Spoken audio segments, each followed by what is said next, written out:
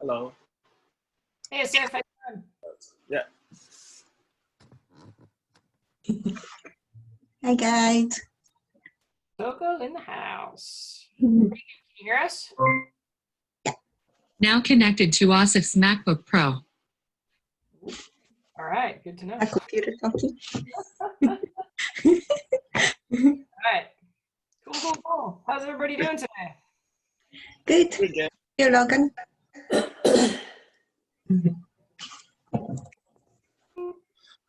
I am just pulling up something on the syllabus. I wanted to take a quick peek at something. I get so into my flow of knowing what's next and next and next that sometimes I stop looking, but I realized there was one thing that I wanted to look at. How are we feeling after getting into that first little bit of program design on Tuesday? I really enjoyed it. Good, yeah. Yeah. Yeah, it was good. Yeah, learning lots. Yeah, cool. Okay, so because we're running on the slightly stretched out model, today we get to spend a little bit of extra time on program design model and which was my hunch. We don't actually have to start flexibility until next week because now we've pushed Saturday through to the next one. So as a quick reminder, we won't have the live class on Saturday. That seemed to work best for everybody in terms of it being a holiday weekend. So good on my end. So don't show up at the gym because I won't be there. What are we gonna do? Show up and then do jumping jack? Around the gym if you want, but Run around, and when I do 5 rounds, I can get to go home. then you can write me some observations about your cardiovascular programming experience and then call it a day and go home. There you go. Okay, so we're going to look at the cardiovascular training section, and then the model to me is so easy because it's right there in the PDT, but we'll talk about it a little bit and just make sure that we kind of conceptualize, understand, talk a little bit about it in the sense of the trade over with Trainerize. And then today I said 4 to 8, but 4-hour Zoom calls are atrociously too long anyways. That was never meant to be the point. So we'll have less than that we need to do today.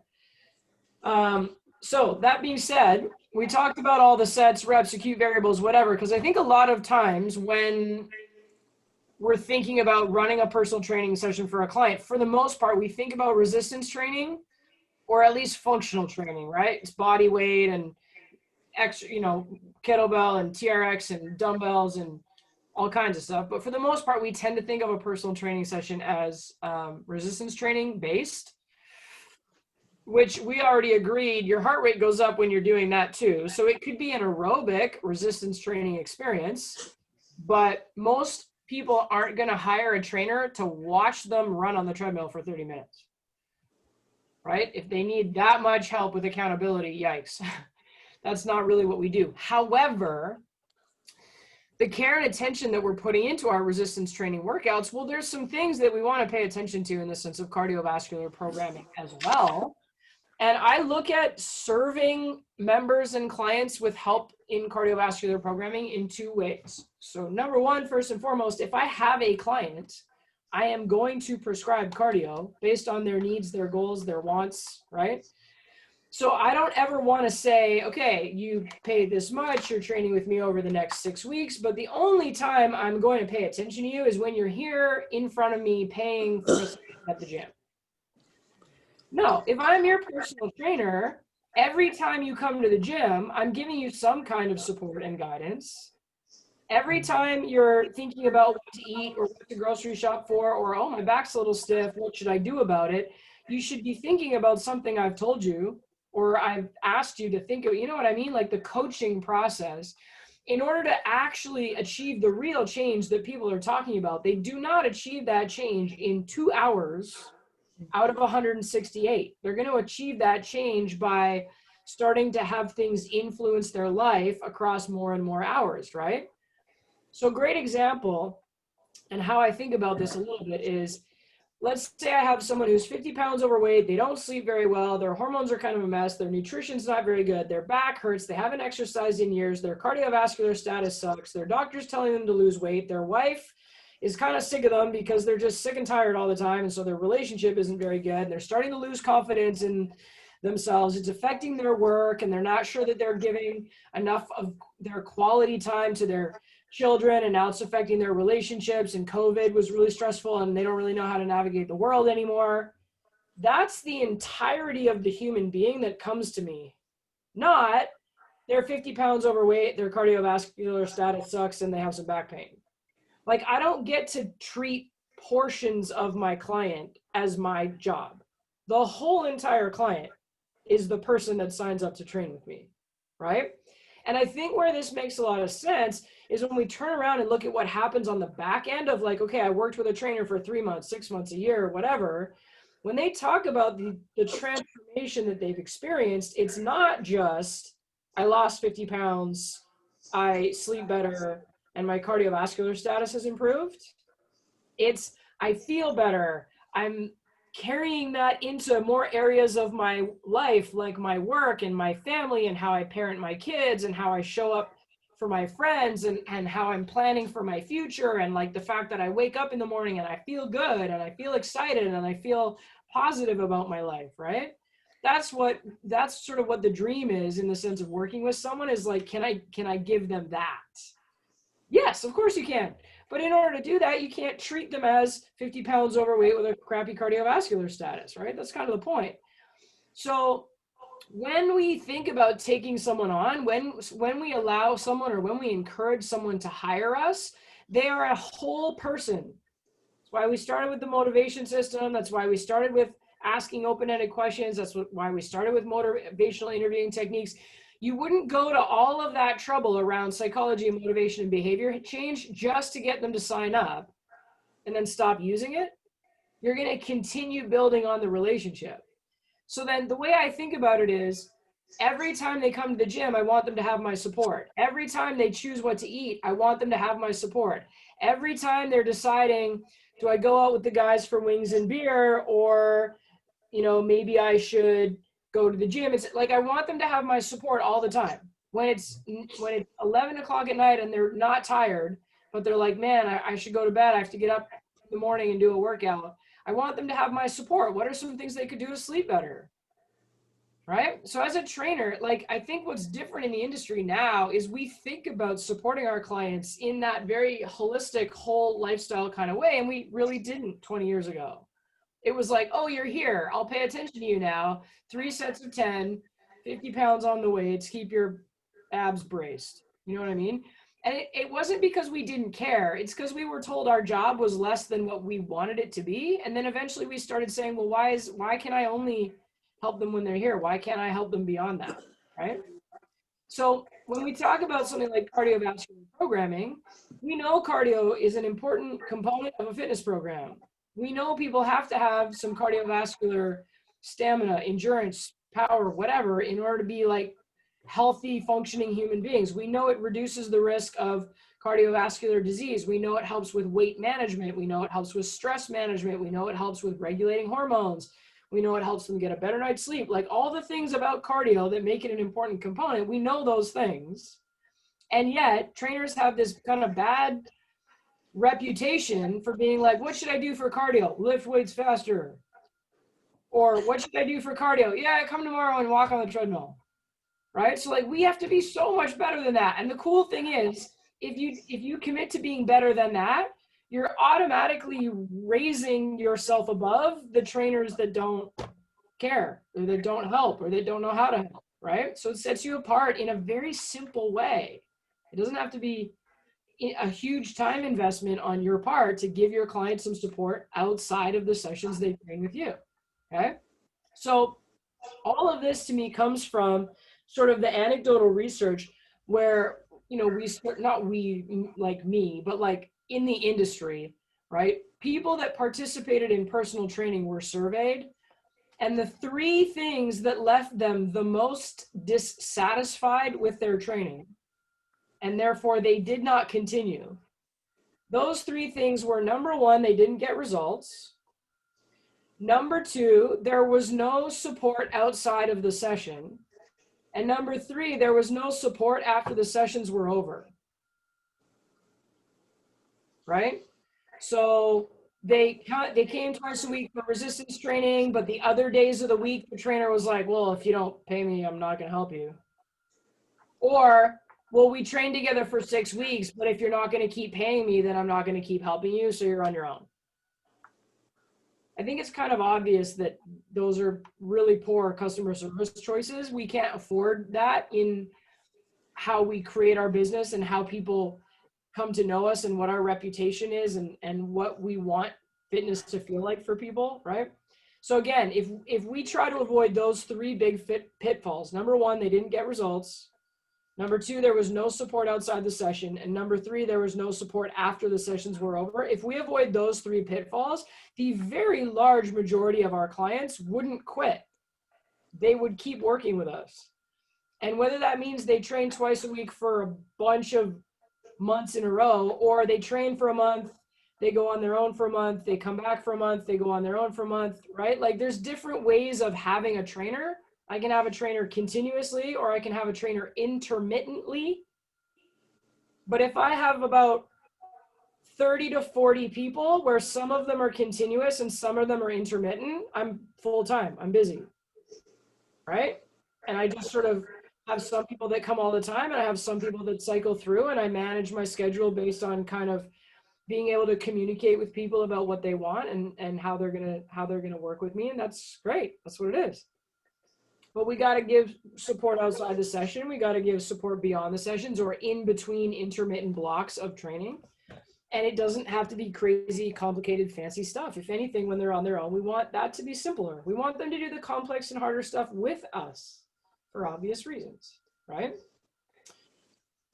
So hopefully we're all on board and we agree, and we're interested in being service oriented.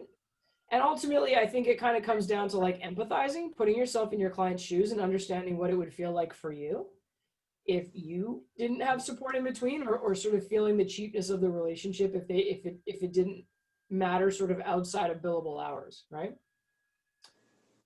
Okay, so then let's take a look at the cardiovascular section. We've added some stuff in here. So some of what we're going to look at is not PTA global slides. So it might be helpful to take some extra notes, / there'll be a document that I'm sending you afterwards for your reference. Okay. So number 1 is we have to be able to describe the benefits of cardiovascular training, because a lot of people don't like it, and or they think they don't like it because they haven't done it properly. They either did it not hard enough, so they think it doesn't work, or they did it too hard, so they think it's terrible, right? So a lot of people just don't really know.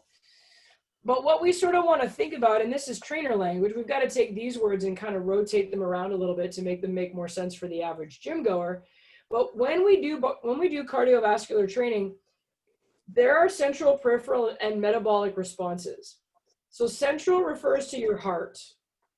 Peripheral refers to your circulatory system and the different tissues of the body. And then the metabolic responses refers to hormones, metabolism, energy usage, stuff like that, right? So there's actually very wide ranging effects to proper cardiovascular training, and we don't want to miss out on those benefits. So we talk about the most obvious benefit being to the cardiovascular system, the heart and the circulatory system itself. And I think a lot of people would agree and sort of understand the aerobic capacity improvement. So again, a couple of things to remember with VO2. We had both my heart is getting stronger, and we also had my muscles are better at absorbing and using oxygen, right? So sort of internal and external factors on VO2. And then also with the lactate threshold. So when we start doing cardio training and we're doing aerobic cardio, at a certain point we start doing intervals, medium intervals, right? And what we then are able to do is train the lactate threshold. And we looked at some graphs, we'll look at them again today, where we can get sort of 20% or more of an improvement in the sense of, well, how does the body function in the presence of lactic acid? At first, when we experience lactic acid for the first time, the body doesn't function very well. But we get used to working under the sort of strain of lactic acid, we get better at it over time, okay? So within the energy burning, within the different hormone profile stuff, we definitely see that cardio will help increase the fat burning ability in the body. So having better aerobic capacity is one of the ways of increasing mitochondrial density, which then means we're literally burning more calories every day. And there's definitely some psychological and social benefits, as well as seeing improved brain function, right? So where we're living longer and longer, and where our jobs are becoming more and more right brain, creative, empathetic, design oriented, play oriented, like we don't do so much data entry type stuff anymore. We don't do so much industrial mechanical stuff anymore. We tend to have to think a lot more. We have to be creative. We have to create experience. If you have kind of brain fog and you're sleepy and you're kind of tired, you can do some simple data entry stuff, but you can't think, you can't generate new ideas. You don't have the same sort of spark. And so it becomes really helpful for people to maintain a certain base level of cardiovascular fitness to just be like valuable workers, entrepreneurs, employees, whatever it is, right? Like nobody really wants like a straight up head down data entry kind of person anymore.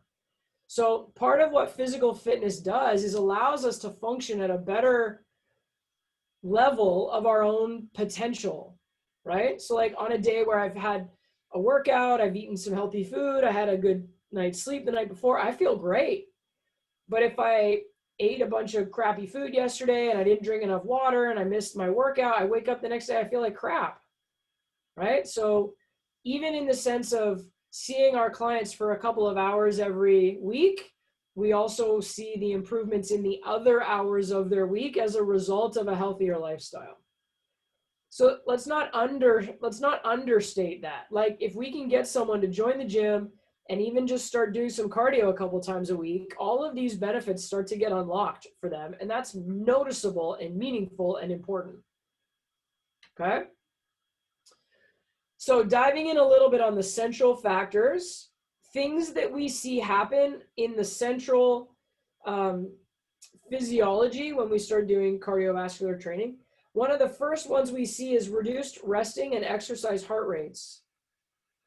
So when I am sleeping, my heart beats all night long. And as I get fitter, as my body works better, my resting heart rate lowers. So my heart doesn't have to beat as many times in a minute while I'm sleeping. That allows give my heart a break, right? Similarly, when I improve my fitness and I work out, let's say I'm running 1 mile on the treadmill at a speed of 8. When I first start doing that, maybe my heart rate's up at like 150, 155. But after I improve my fitness level, I could still be doing a 1 mile run at level 8 on the treadmill, but now my heart rate's at like 130, 135, right? So my exercise heart rate actually lowers for the same amount of work being done because my heart is stronger. So increased stroke volume being the amount of blood pumped out of the heart per beat, right? Sometimes as much as 1.5 times more than than before the person started training. So it's like my heart now pumps 1.5 times more blood. Well, it's not going to have to beat as often to deliver the same amount of oxygen, right? And even long term, we can see left ventricular hypertrophy because the left ventricle is the part of the heart that pumps blood out to the body. That section of the heart can actually get bigger and stronger because when we exercise, when we stress the heart repairs itself, or the heart like improves in its conditioning, it actually gets bigger and stronger, right?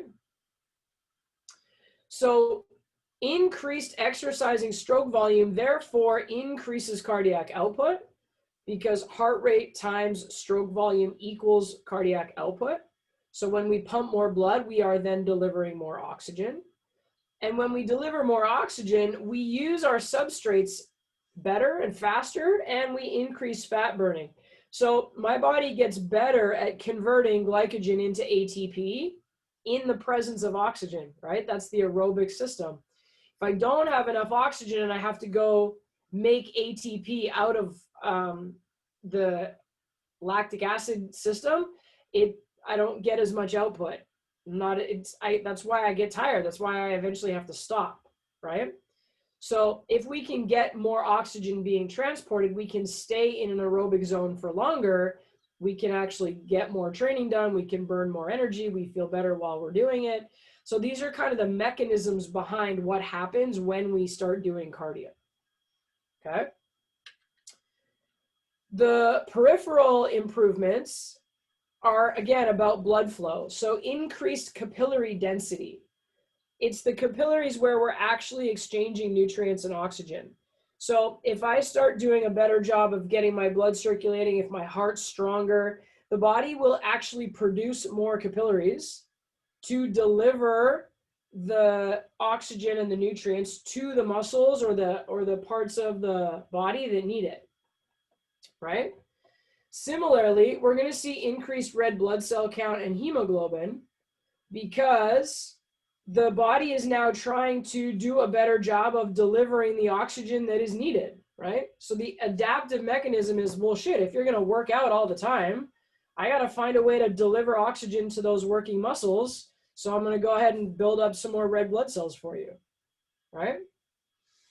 And then when we exercise more often, again, think about it. If someone's really sedentary, they sit around, they do nothing, they eat. So digestion tends to center around the digestive system. Whereas when we exercise more often, we start sending blood out towards working muscles more often.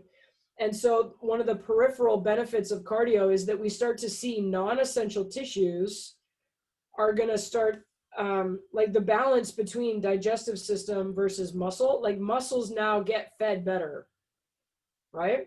And so with the sympathetic nervous system stimulation, when we start to exercise, we vasoconstrict on some of those digestive capillaries, veins, arteries, whatever, and we vasodilate on the blood flow to the working muscles. It allows us to burn more energy and exercise better and burn more calories and all that kind of stuff, right? Just like the resting heart rate reduces, so does resting blood pressure. So again, if I'm having more efficient and more effective peripheral blood flow, it's going to reduce the blood pressure in my system. If we were to look at diabetes with like advanced neuropathy, where we see really bad circulatory issues, like it's almost like the blood doesn't really circulate through their legs properly, and they don't have very much capillary density. So then the overall pressure in the system is higher, right? If I'm able to spread my blood out all the way around the system, my blood pressure is lower because it's a bigger system, right? And then obviously respiratory changes as well. So I have a really awesome colleague. Her name is Sarah Jameson. She is a trainer, educator, trauma-informed training specialist, like just an awesome person, huge wealth of knowledge. I'll put her Instagram name in the chat so that you can go find it if you want to. She posted something the other day about the importance of training breathing, one, in general, but also two, in relation to things like global respiratory pandemics.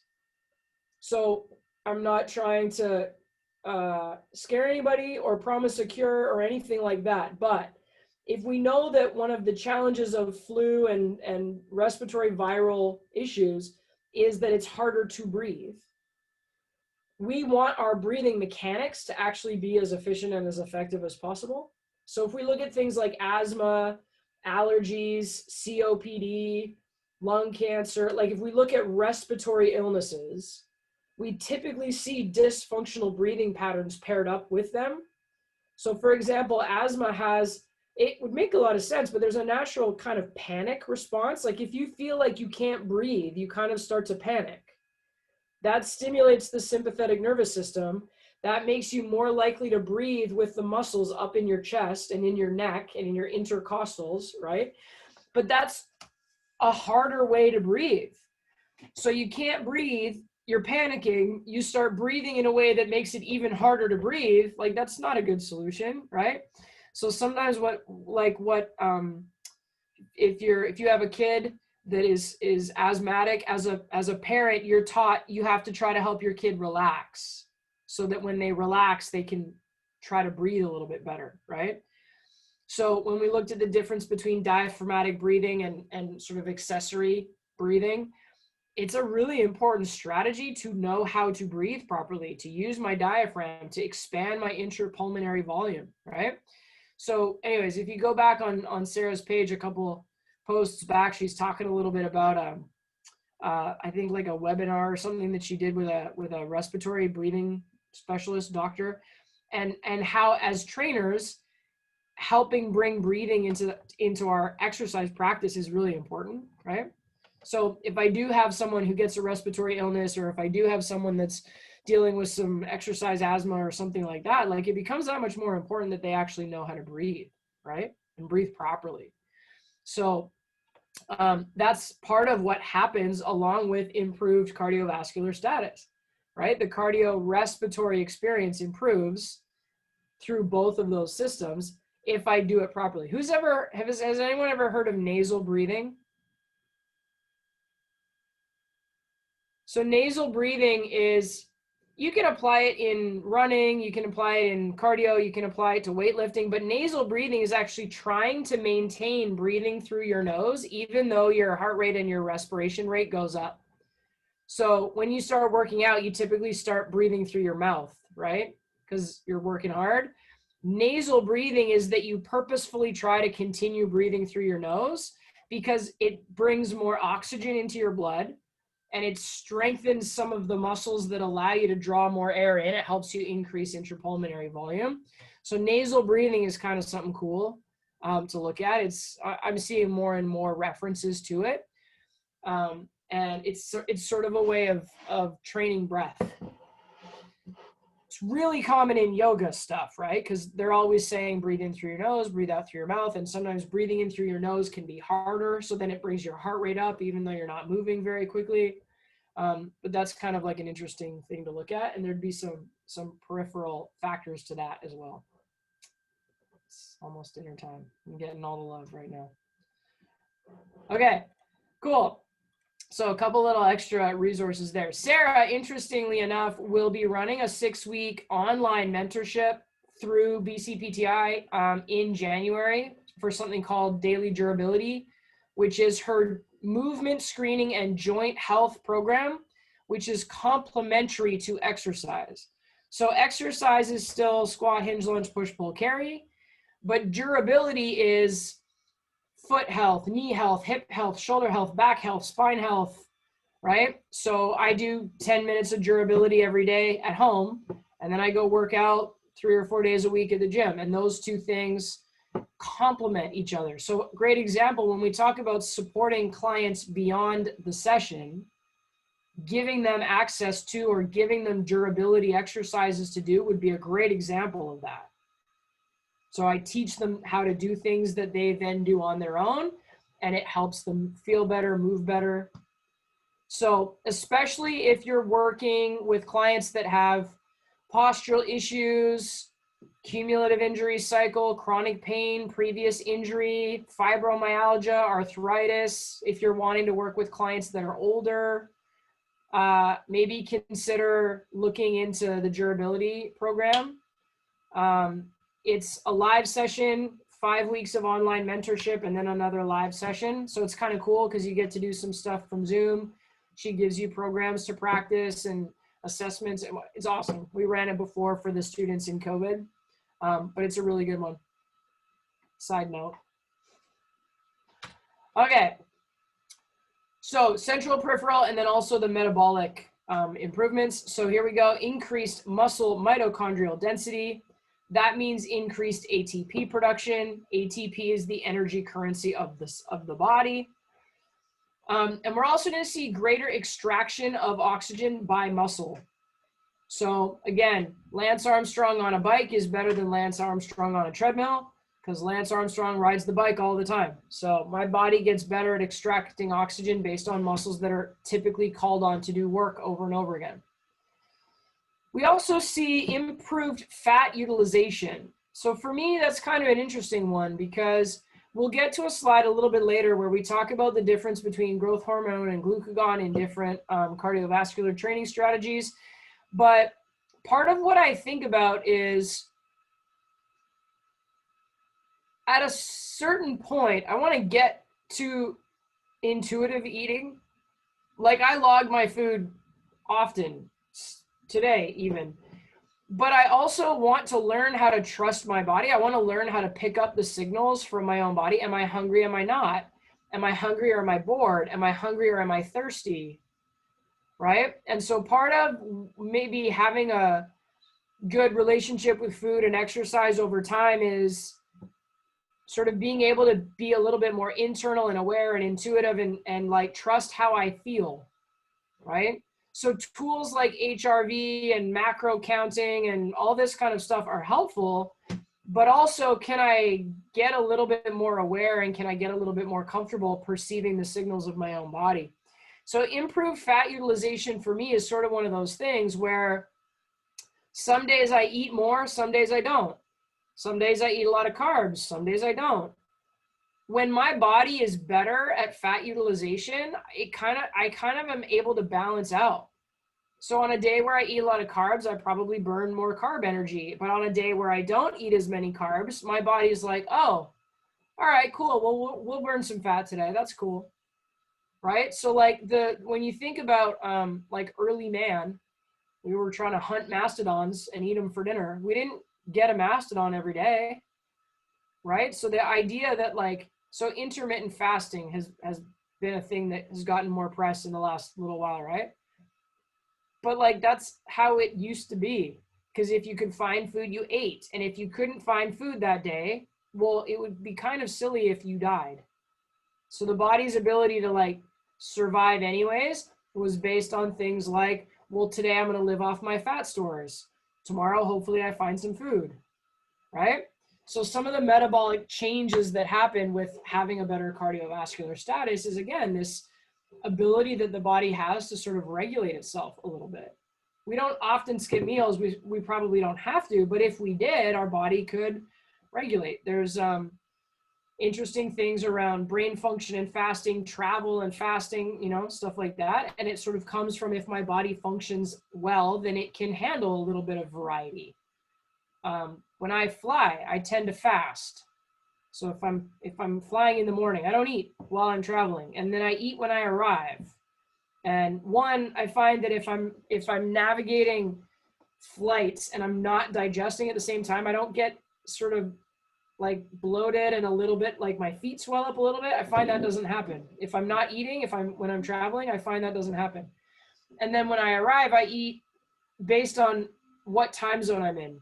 So if when I land, it's morning, I eat protein. If I land and it's nighttime, I eat carbs.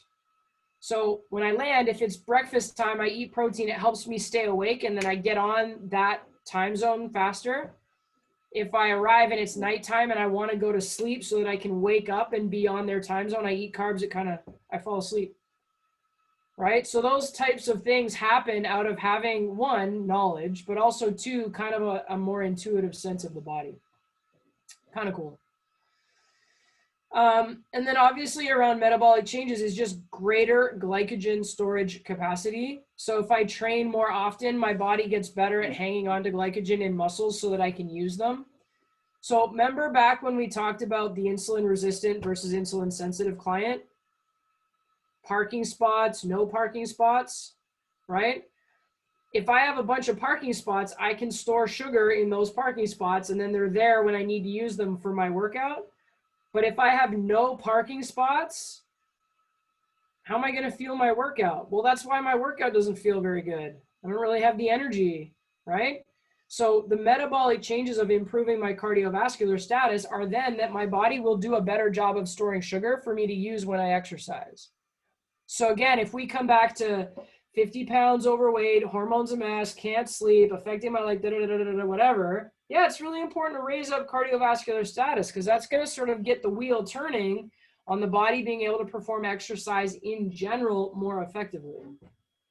But if we're trying to do really heavy weights with a low cardiovascular status, it's not going to feel good. You're not going to perform well. You're not going to recover well. Your hormone profile doesn't do as well, right? So that cardiovascular baseline is really, really important. We have a simple way of testing for it, and then that helps us figure out, well, how does my client need to train? Okay. I know I threw a bunch of random stuff at you, so I'll pause. Does anybody have any questions about that?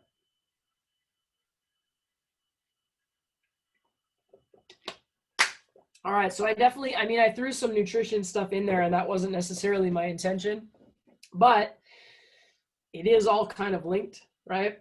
Nutrition, cardio, flexibility, resistance training, hormone profile, sleep, stress management, like they all feed each other. They're synergistic. We can't really do one without the other. Okay, cool. So principles and phases of cardiovascular training. We talked about the FIT principle on Tuesday: frequency, intensity, time, type, and enjoyment. So frequency, how many times are they going to do it? Intensity, how hard are they going to be working from a perspective of heart rate zone training? How long are they going to spend? What type are they going to do? Example of some types: low intensity steady state, high intensity steady state, low intervals, medium intervals, high intervals, fartlek, right? We're going to look at what these are. And then enjoyment. Like, again, if they don't like it, they're not going to keep showing up to do it, right? Then we talked about specificity, progressive overload, reversibility. So specificity, that's why we do the step test. We want to know where they're starting from. That's why we ask them what their fitness goal is. We want to know what their fitness level should be in order for them to reach their goals. Like, if my goal is to gain a bunch of muscle mass, well, then I for sure need to be able to get to that lactic acid system. If my goal is to be a pretty damn good golfer, well, I am actually going to need to access that ATP level, right? Because every time I drive off the tee, I want that really powerful, explosive swing, right? So we want to sort of understand that from the perspective of specificity. And then when we talk about progressive overload, this one to me is really cool because progressive overload would sort of mean that we run further or faster day after day after day, but that's where we see people get into overtraining. So I don't like to run, I'll be honest, but I've worked with lots of runners, and lots of them have plantar fasciitis, foot pain, knee pain, hip pain, back pain, right? And these really frustrating injuries. And a big part of why is because the only thing they can think of doing in order to get better is run further, right? Run more kilometers. And in the absence of one, complementary resistance training, and two, proper periodization, they eventually just burn themselves out and end up with a bunch of injuries. Okay? So if you want to train to run a marathon, you don't go out and try to run a marathon every day. You start off by working your way up to 5 kilometers, and then you add in some speed work, and then you might add in some resistance training, and then you might add in some track stuff, and then you might add in some hill. Like, you don't just try to run a marathon every day until you cross the finish line one day, right? So that's going to be important. I think when I tell people, I want you to have a great cardiovascular status, but I want you to achieve that status by doing as little work as possible. How does that sound to you? They're like, great. Because otherwise the perception of cardio tends to be like as much as you can stand, and that's not necessary. So not to hate on fasted morning cardio, but like, let's say you're doing a 16-week prep and you're supposed to spend what, 30 minutes every morning or an hour every morning on the stair mill? That's a hell of a lot of hours. You get minimal improvements in your cardiovascular status by doing that type of training. So it's a lot of hours and it's sort of low reward. So it's a style. I mean, there's a reason they do it, but like I would rather say lower time investment, higher reward. That's what I want. I want to work out effectively a couple times a week, and then I want to get good results on all the tests and screens and assessments that I do, right? I don't want to have to work out for hours and hours and hours and hours and hours. Right? So that to me is kind of important. And again, if we see our clients for 2-3 hours a week, could we help them achieve what they need to achieve in that time without giving them, oh, you have to come every morning and do an hour of cardio in addition to my training sessions? I'm not saying if you make that choice that it's wrong, but not everybody wants that. So if that's your go-to prescription for everybody, you're going to underserve a lot of people or overwhelm a lot of people, depending, right? Now, maintenance, when we look at sort of the idea of maintenance, aerobic versus anaerobic, your threshold between the two can move. So if I do a lot of aerobic and endurance training, my threshold gets lower, but I can maintain good aerobic status. A little bit of the way I think of it is if you don't use it, you lose it. And specifically what I mean by that is if you don't use anaerobic training, you will lose anaerobic capacity, right? So you can have someone who, like, I'll give you an example. I had a marathon runner who wanted to improve on her marathon time. And I was like, okay, cool. Let's, do some assessments and see where you're at. She scored excellent on the step test. We're not surprised, but her plyometric ability was just non-existent. Like she had no spring, no power, no speed, no jump, right? So she could like shuffle on down the street for hours at a time, but she couldn't actually run. Like a proper running stride is actually a plyometric movement, right? You have one foot touch the ground and then you sort of float and then the other leg touches the ground. There's this like, you're kind of flying. She wasn't doing that. She had one foot on the ground all the time. She was just kind of like power shuffling, right? So aerobic capacity and anaerobic ability are two different things. Just because we can run for long distances doesn't mean we have a good anaerobic or explosive capacity, right? So there's two different things. And then finally, reversibility. So even if I used to be able to run marathons 10 years ago, but I haven't run in 10 years, I'm going to lose that status, right? So all of those same principles of training still come in when we talk about cardio. Okay. So a little bit more specific on our types. Continuous is what we call steady state. So holding an intensity and or a heart rate steady throughout the duration of the workout. That could be 50%. It could be 90%.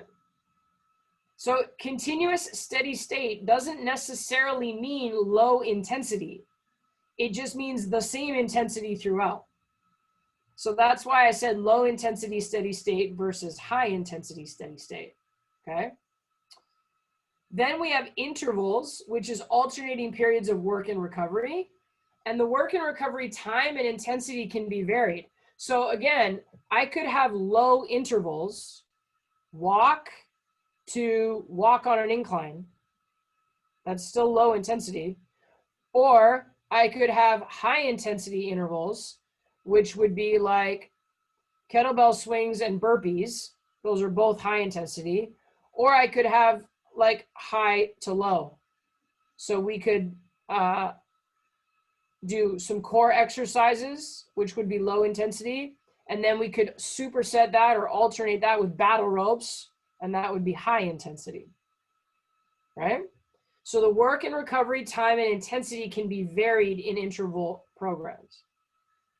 And then finally, fartlek training, it's the name of the person who came up with it, Mr. Fartlek, I'm assuming Mr. But fartlek is continuous with bursts of speed. So it's fairly sport specific. It tends to be used a lot in conditioning for athletes. And it's both aerobic and anaerobic because you're jogging. Let's say if any of you watched The Last Dance on Netflix, the Michael Jordan documentary. If you haven't, it's good. But there's this part where Michael Jordan's talking about Dennis Rodman got in trouble because he went off to Vegas and he missed a couple of practices. And so when he came back, kind of as punishment, they made the whole team do conditioning and they did these fartlek drills. So the whole team, one man after another, they're jogging around the outside of the court. And then every time the coach blows the whistle, the person at the back of the line has to run to the front of the line. And then when he gets to the front of the line, he slows down again and right? So the whole line's jogging, but then the person at the back has to sprint to the front. So you're jogging, jogging, jogging, jogging. And when you're the person at the back, you sprint to the front. So that's an example of fartlek training. We did those in school. Yeah, Regan knows what I'm talking about. You do them in school. So, well, anyways, what was funny about the Michael Jordan, Dennis Rodman thing is they kind of figured he'd be hungover and strung out and tired. So they figured it would be pretty tough for him. So they kept the line pretty tight and they were jogging nice and slow. And then when he was the guy at the back, he just took off running, ran to the front of the pillar, and then kept running fast. Right? So then everybody else in the line was like, oh shit, we gotta go, right? So he made everyone like run faster than they were going to. And that was just kind of like a testament to him as an athlete. Like he might've missed a couple of practices and been off on a bit of a party binge, but he came back and he like worked his ass off and he made everyone better. That was kind of fun. Anyways, that's an example of fartlek training. You see it a lot in like team sports and cross country and stuff like that. But I've also given it to clients, especially people who like to exercise outside, like they come to the gym a couple of times a week, they want to run a couple of times a week. So one of my favorite ways to do it is when you go out for a run, say you're jogging along and then you're like, okay, when I get to that mailbox, I'm going to speed up. And then I'll run fast for 30 seconds. Cool. And then you go back to jogging. And then you're like, okay, when I turn that corner, I'm going to speed up. Right? So it's just creating these little bursts of speed inside of what is otherwise a continuous run. Regan says it's fun. Well, if it's fun for you, I'm happy for you. I just don't like running. That's my own thing. There's an element of competition. There's an element of variety. Like I can see why some people like it. I think I would like fartleks on a road bike. That for me would be fun. So if I could do it without having to have it be running, that'd be great. If I could do it while I was rowing or kayaking or cycling, then I'd be down. Also, all of that would count as cardio too, right? There you go. The Scottish Mile. Yeah, that sounds like the kind of thing crazy Scots would do. There you go. All right, cool. So those are the types. Then we're going to just make sure we feel good on some terms here. So heart rate, the number of times per minute that the heart beats, okay? And then resting heart rate is the number of beats per minute immediately upon waking up. And or, especially if you sleep with like a tracker on, it's your heart rate while you're sleeping. Like it's just essentially meant to be your body at rest, right? Then we have exercising heart rate, which is the number of times the heart beats during exercise. So again, when I track my workout, I get done with my set of reverse lunges and I look at my heart rate and it's up higher. And then I give myself 30 seconds to catch my breath. My heart rate comes down a little bit and then I say, okay, I do my next set of reverse lunges, right? And then we have target heart rate.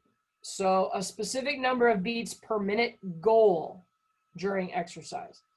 This is now where we're going to start talking a little bit about programming, because if I give my clients support in the workouts that they're doing when they're not with me, one of the things I might give them as support is, hey, this is your target heart rate. So when you're jogging on the treadmill, try to have your heart rate between 110 and 120 beats per minute. So that's specific. Right? So when a client says, hey, what should I do for cardio? And the trainer goes, yeah, come do some cardio tomorrow. That's not specific in any way. That's not frequency, intensity, time, type, right? But giving a target heart rate is an example of, hey, you're going to come and run on the treadmill or run, walk. Try to keep your heart rate in this zone. Great, that's very helpful. Now I have a way of measuring whether or not I'm doing what I need to be doing. Okay. Now, maximal heart rate, it's theoretical, okay? It's the highest number of times per minute that the heart contracts, and we calculate it by using 208 minus 0.7 times age. So we talked about that earlier when we did the step test, right? However, it is possible for your actual measured heart rate to go higher than your max heart rate, because your heart age, your biological age, can actually be less than your chronological age. So when my dad was in his 40s, he did a lot of running. He did a lot of 10K, and his resting heart rate was like 39 beats per minute, which is nuts. That's really low. And his target heart rate was based on his age, but his actual heart rate would go higher than that. But it's because he was super fit, right? So it's not like, Yvette, under no circumstances should your heart rate go above this level or else you'll die. That's not it. Your heart can be younger than you are, in which case it might actually beat higher, and that's okay. But what it does is it allows us to come up with the percentage ranges that we're going to be recommending, okay? So 208 minus, in brackets, 0.7 times your age. So let's pause for a second and make sure that everybody can calculate that for themselves. So calculate your own max heart rate.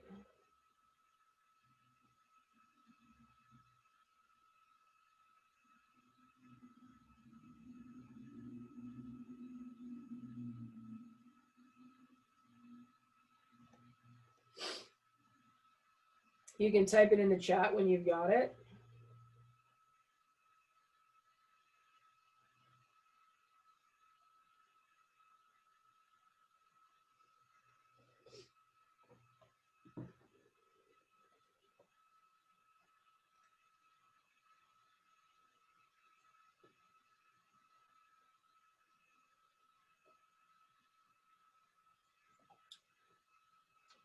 There we go. We got a couple showing up.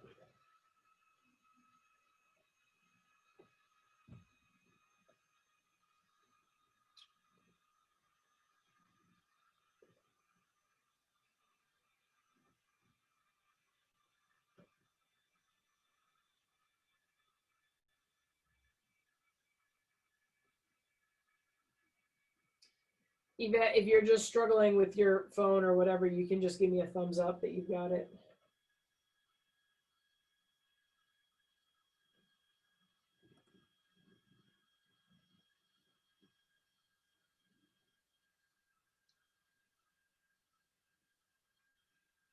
Yeah, great. There we go.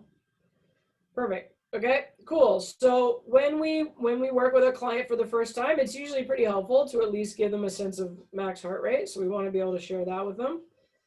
And then if we look at things like max VO2 heart rate, it's actually the point during exercise at which max oxygen uptake is achieved. So we need a special machine to measure that. You actually have to breathe into a machine in order to measure that. So most commercial gyms tend not to have that, but it's often a tool that you'll see at advanced training facilities for athletes. And then heart rate reserve is the difference between max heart rate and resting heart rate. So basically what that means is like, it's the reserve that you actually have access to. Your heart's not going to go lower than resting, and it's not going to go higher than max. So it's like, hey, this is the actual zone we could train in. And then heart rate zone is the range used to maintain an intensity of exercise based on the age, objective, fitness level, whatever. So heart rate reserve is interesting.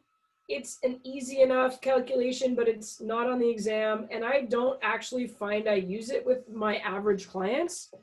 Where I did use it was with sort of like advanced triathletes. But then it comes along with courses on advanced cardiovascular periodization and stuff like that. So I tend not to confuse you by adding extra formulas into your head. The one you have to memorize for the exam is 208 minus 0.7 times age. That's the one you have to memorize. Because they'll ask you to either identify it or potentially calculate max heart rate on the exam. Okay. Finally, heart rate zone is, oh, I just said that. That's the range we actually want the client training in based on their goal, their fitness level, their age, their whatever. Okay.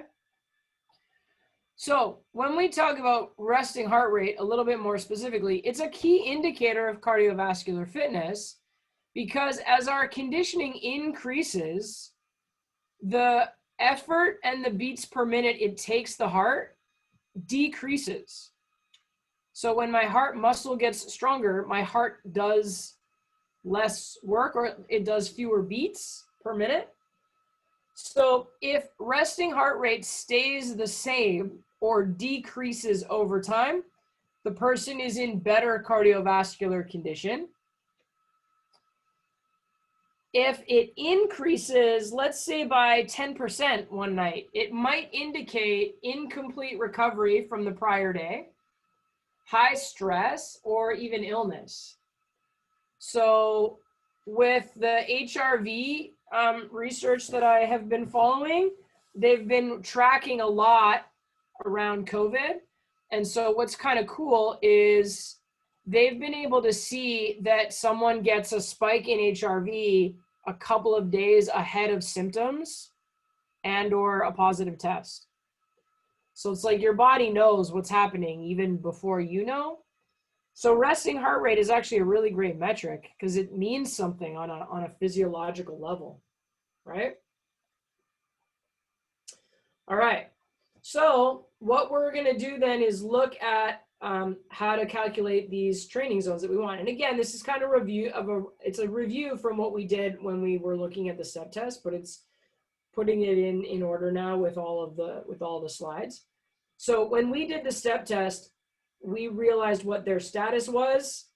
We realized what their status is. That gave us a zone that they should be recommended to train in, right? But not everybody is going to do a Sept test. Like I'm trying to recommend that be what we do. But if you don't, you could also just do some calculations based on zone. So first we find maximal heart rate. 208 minus 0.7 times age is the new formula. If you ever hear of 220 minus age, that's like the old formula. So it's just not the most accurate. It's still pretty close. Like if you were to compare the difference between 208 minus 0.7 times age versus 220 minus age, it's similar. But technically we want more accurate data, so we use the newer one. Now, once we have max heart rate, in this formula, we're looking at someone where we also know their resting heart rate. And so resting heart rate plus intensity times max heart rate minus resting heart rate equals the target training heart rate. So I know that's a bunch of blah, blah. So let's look at it. So if we take a 30-year-old with a resting heart rate of 60, first of all, how do we know that their resting heart rate is 60? How might we have that data?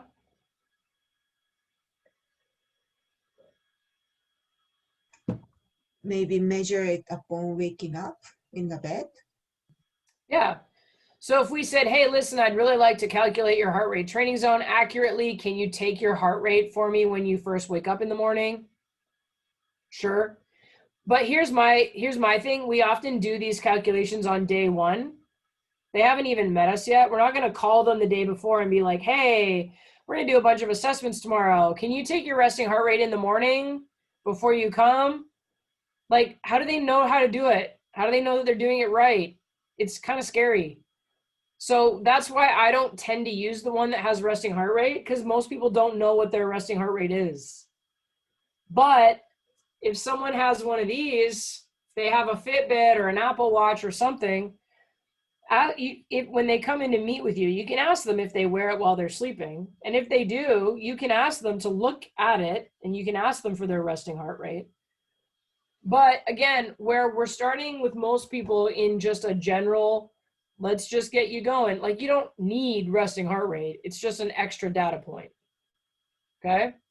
So let's pretend that this is a 30-year-old who wears an Apple Watch to sleep. And so we can say, hey, just for fun, let's see what your resting heart rate is. And it's 60. That might be how we would know. Okay, great. So in order to find heart rate max, we do 208 minus 21. So the 21 is the 0.7 times 30. So I didn't write that step in there because I was losing track of, I was running out of space. So if you wanted to do all the steps, if on your calculator you went 0.7 times 30, then it'll give you 21. So then in order to find this person's max heart rate, we go 208 minus 21, and that gives us 187 beats per minute. All right. Now, let's say that they're brand new to the gym. We don't really know anything about them. Maybe we're not even doing a step test. The sort of baselines around heart rates is that 60% is considered aerobic. Sometimes you see fat burning on cardio machines. Like when you look at like an old school cardio machine, sometimes it has like a little chart on it that says, this is the fat burning zone. This is the cardio training zone, right? It's not necessarily accurate, but we sort of use these two ranges.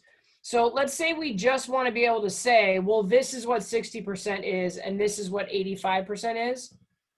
So we want to find out that 60%. So you can see the little formula. There's multiple sets of brackets, but it's 60 plus 0.6 times 187 minus 60. So basically what it gives us is that 60% of their max heart rate is 136, and 85% of their max heart rate is 168. So then the training zone for this person is between 138 and 168 beats per minute. So in this case, where I would tell you that that zone is appropriate is throughout the entirety of their workout with you. So after they've completed their warm-up, from the time they start the working exercise number 1 all the way through to the end of the working block, it would be appropriate for their heart rate to be between 138 and 168. Because that would mean they were training in the 60 to 85% zone. What would happen if we pushed them higher than 168?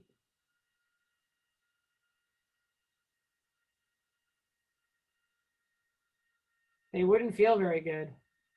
They wouldn't be able to last very long. And if we made them go that high too many times, they'd probably start to go white and feel nauseous and maybe feel like they were going to puke, or maybe kind of start to feel dizzy, right? So that's the point of the zone, is keeping them in a safe zone, keeping them in a comfortable zone. Not comfortable in the sense of easy, but comfortable in the safe sense of like, I know you're working hard, but you can do it, right? So obviously, as clients get older, their training zone in terms of beats per minute is going to get lower. So my mom, who's 60 something, her training heart rate beats per minute zone is lower than mine because she's older. Her rate of perceived exertion might be the same. We might both be working at a 7 out of 10, but my 7 out of 10 should be a higher heartbeat than her 7 out of 10. Does that make sense? Okay. I don't want to beat you over the head with it. If you can do the math, you can do the math. But at least what you want to be able to do is calculate a percentage of heart rate max. So I'll just bring up a Word document really quickly, and I'll show you the difference between using resting heart rate and not, because I think sometimes that's where we get a little confused. So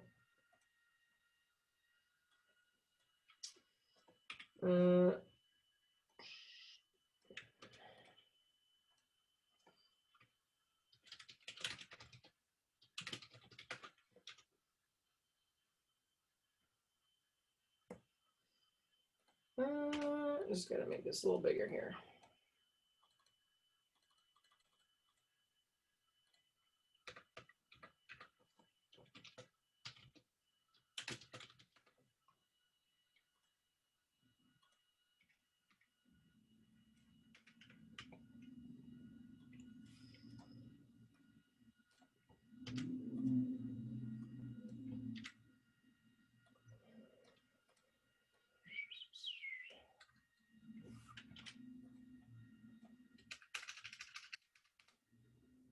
Sorry, I just realized that you're not looking at the page that I'm writing on right now. There we go. Okay.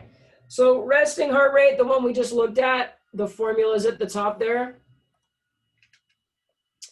Okay, and if we don't have their resting heart rate, then we're just going to do max heart rate times whatever the desired percentage is. So let's say I wanted to find out what 70% effort would be, assuming I'll use Yvette's heart rate, or what I remember her heart rate to be. That would be the simple version of the formula, because we don't know what her resting heart rate is, right? If we did know what her heart rate was, we'd have a little bit more accuracy, but the number wouldn't be wildly different. It would still be in the ballpark. Okay? So again, I'm sort of telling you like what happens to me on a regular basis when I train clients. I don't really care about their resting heart rate. I'm just giving them a range for now, right? But if I said, I want you to come to the gym tomorrow, I want you to use the treadmill, you can walk or walk at an incline, so power walk, and I want your heart rate to be around 120 beats per minute. Cool. That helps them figure out where they need to be and what it should feel like and kind of what's going to help them improve their fitness level. Does that make sense? Okay. So now let's just bring all of that back to the step test. Because again, PTA Global doesn't offer you the step test. So we've got to sort of figure out how all of that gets pulled in practically. So if I have somebody who scores poor on the step test, poor tells me that they should train in zone 1, which is 50 to 60%. Okay? So imagine someone comes into the gym for the first time, they do a session with you. When you do the step test, it turns out that their score is poor, and their goal in signing up for the membership was just to come and get started with some cardio. What you would want to say to them is, okay, sure, that's awesome. It would be really good for you to focus on your cardio. It's going to help you strengthen your heart. It's going to improve how your body adapts to doing exercise. It's going to help with your circulation. It's going to help you burn calories. It's going to help you manage your hormones. It's awesome. You should for sure work on your cardio. So you told me you're 40 years old. So I do my 40 times 0.7, 28. 208 minus 28 gives me 180. Okay, so they should be at zone 1. So 180 times 0.5, which is 50%, that's 90 beats per minute. And 180 times 0.6 is 108. So I'm going to say to this person, hey, it was really awesome working with you today. I really want to see you in the gym, starting to do some cardio and, feeling comfortable and feeling confident here. So let's go for 3 times a week, like maybe Monday, Wednesday, Friday after work. You're going to come to the gym and do some cardio. When you get on the treadmill, you push this button, push that button. You're going to hold on to the silver handles. And when you're doing your walk or your speed walk, you want your heart rate to be between 90 and 110 beats per minute. So if you're doing 110 and that feels really hard, that's okay. You can back off a little bit. Like, I want you to feel successful, right?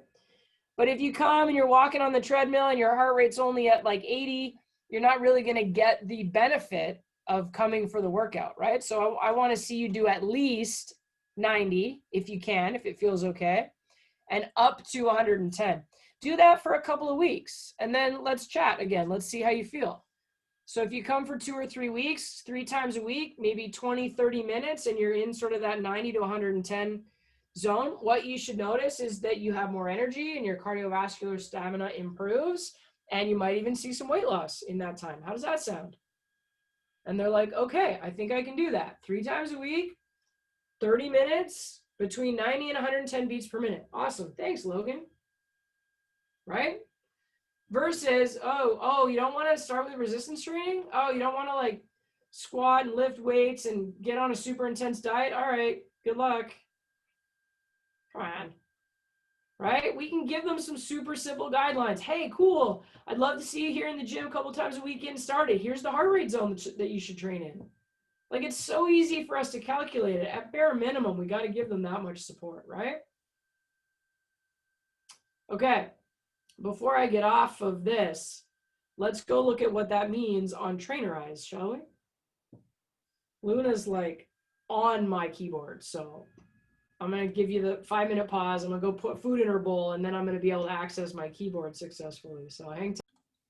All right, looks like we got the people back we need, so we'll get back at it. Okay, so looking at this in Trainerize, because again, part of why I went to the trouble of getting this whole thing set up anyways is because it provides some really great resources. And I'm a fan of serving my clients exceptionally well, but also understanding the value of my time against how well I can do, right? If I overinvest my time, I get burnt out and I can't really help people. I can't help myself. So to me, it's like a little bit finding ways to use technology to help deliver great service so that then I don't have to sort of do all the man hours, if you will, right? So I'm going to show you one of my clients' profiles here. Screen share, Logan. There we go. So we'll take a look at Michelle's program here. So if you look at Michelle's training program, she's got 2 workouts, day 1 and day 2. And if you look at her calendar,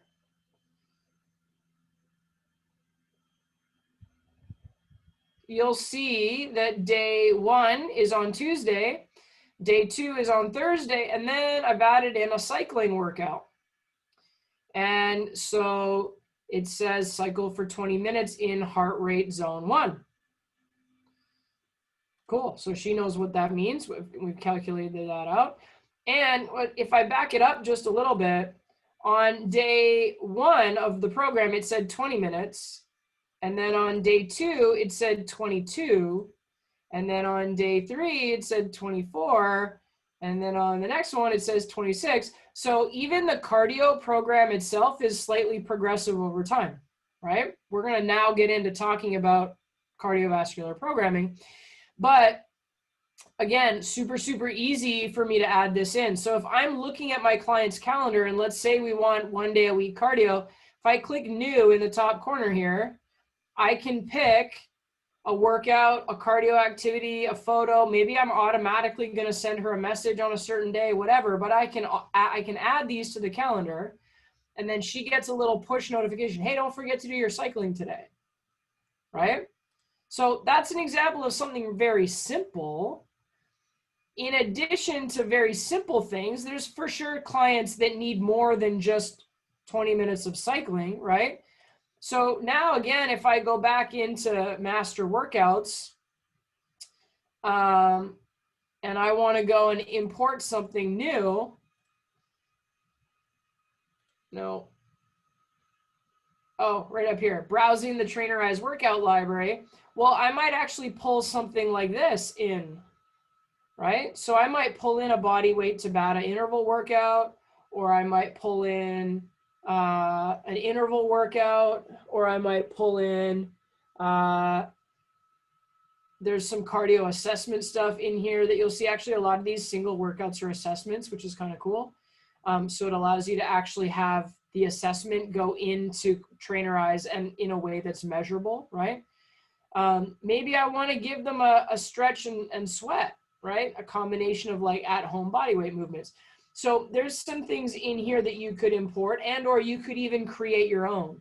So let's say you wanted to create a little cardio circuit where it was like maybe 10 minutes on the treadmill to warm up and then 3 minutes on the rowing machine and then some ladder drills and some body weight cardio movements. You could pull that in and make that the workout they do on their own, right? So when we write workouts, it's not all weightlifting, resistance training, machines, right? Sometimes it could be body weight, cardio, stretching stuff. And maybe that's the workout they follow on their own, right? So again, if I start creating some of those in my personal folder, I can be subscribing clients to those little extra bonus workouts. And I think there's a ton of value in that because they get a video and they get a place to track it and they get a little, like, so all of that stuff now is automated. You sit down and write the workout once and then the rest of it like automates, right? So maybe something to think about trying out. And again, using the app as a way to set yourself apart or set yourself above what the average trainer is offering. Oh, here, I wrote something down on a piece of paper for you. It's not very sexy, right? Okay, so let's get into now the actual little components of programming. Like, how do I know what heart rate zones and what the program should look like? So we'll carry on here. So one of the things that we're definitely focused on is recovery heart rate. Like, that's what the step test measures. That's why we've given you that as an extra assessment, because it's a great indicator of cardiovascular fitness. It's the average walking around heart rate. So it's not my resting heart rate, but it's just my average walking around heart rate. And so our goal would be to get all clients to improve their recovery heart rate. That would mean they are fitter, okay? So when we do the step test, it gives us some very specific data, but it also translates to something called the rate of perceived exertion. And sometimes we call this the talk test. So if I'm not doing the step test, one of the other tools that I could use, and again, I'm not really recommending this, I'm saying do the step test, but okay, fine, here's another way of looking at it. If I were to have someone walk on the treadmill, I could say, hey, on a scale of 1 to 10, how hard do you feel like they're working right now? As long as they are in reasonable condition, the number they give you will be fairly accurate. If they're really deconditioned, it tends to not be accurate, but that's because they're just so deconditioned, everything feels hard, okay? But if you have someone who's reasonably conditioned, like when I went and did my workout today, my RPE was 7 because it was heavy, it was hard. It wasn't crazy hard, but it was hard. I worked, right? When I go do yoga, my RPE is usually, I don't know, 3, 4. If I go do spin, I'm usually between like an 8 to a 10, right? So let's say we have a client who really wants to get outside and run. Maybe we're going to give them a little fartlek. We could say, okay, when you're jogging in between, you want to be around a 6. But then when you go for your burst of speed, push yourself, get to an 8. So then you're going to jog 6 and like run 8. And so you're sort of alternating between 6 and 8 out of 10. Well, what that typically does is it typically levels out to sort of 60 to 80%. Okay.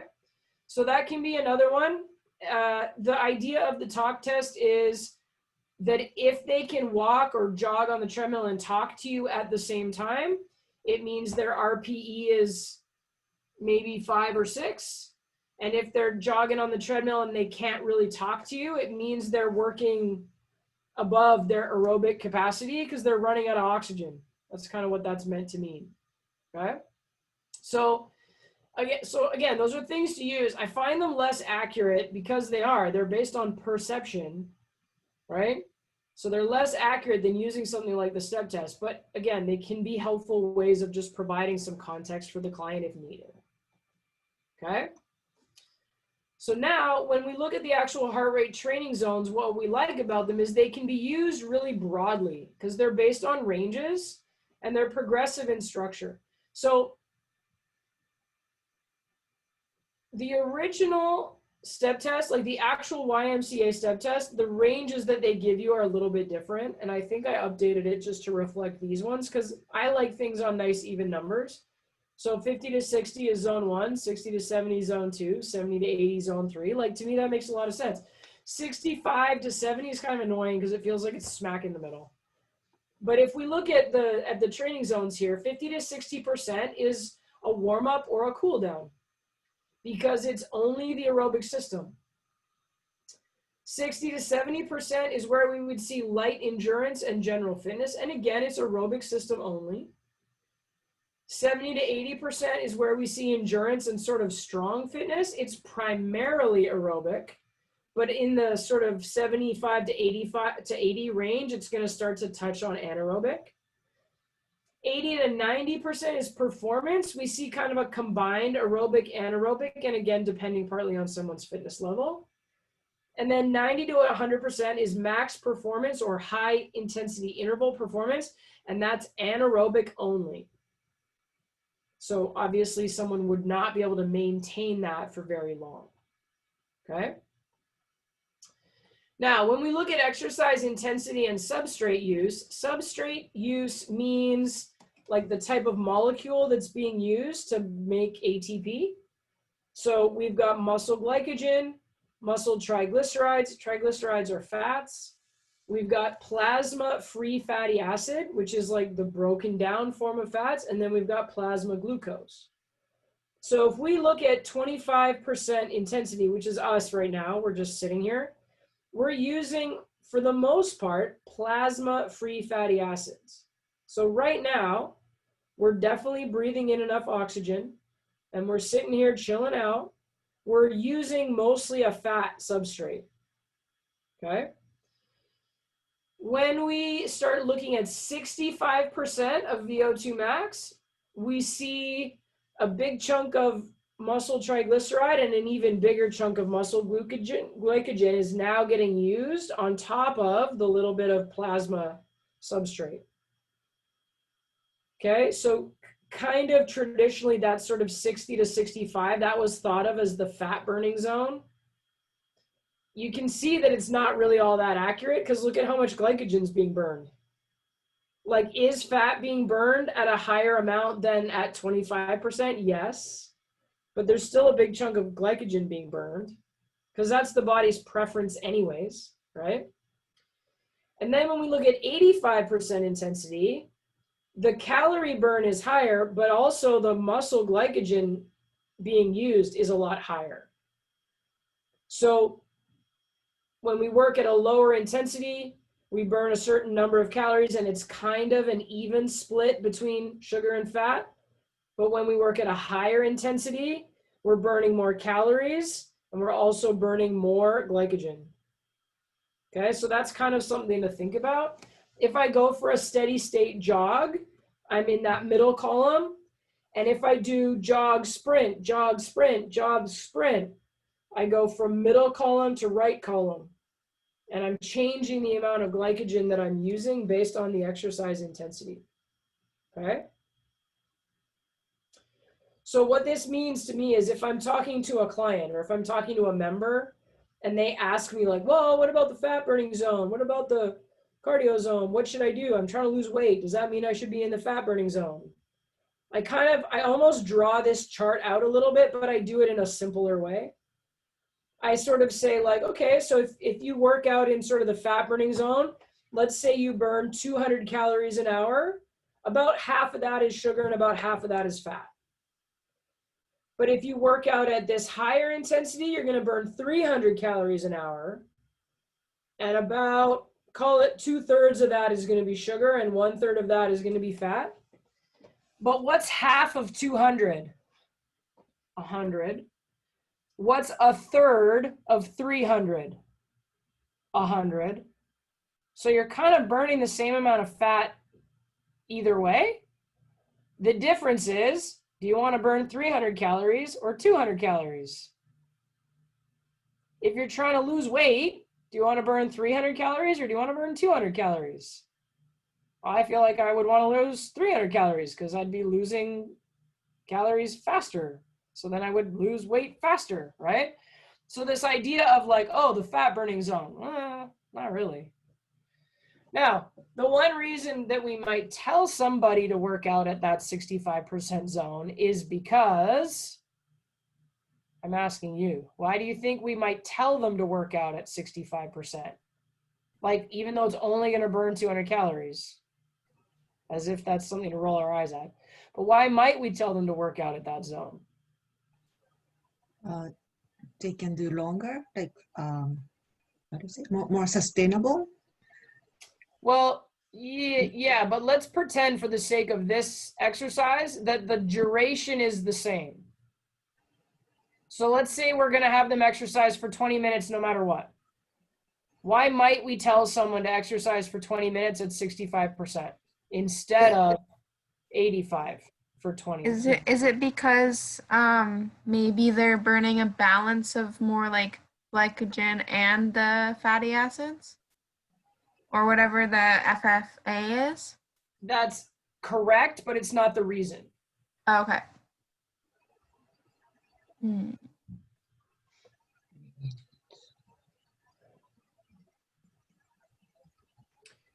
So here's the reason.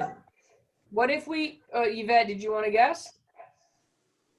I was just going to say, just because they might not be able to work at 85% yet. That's it.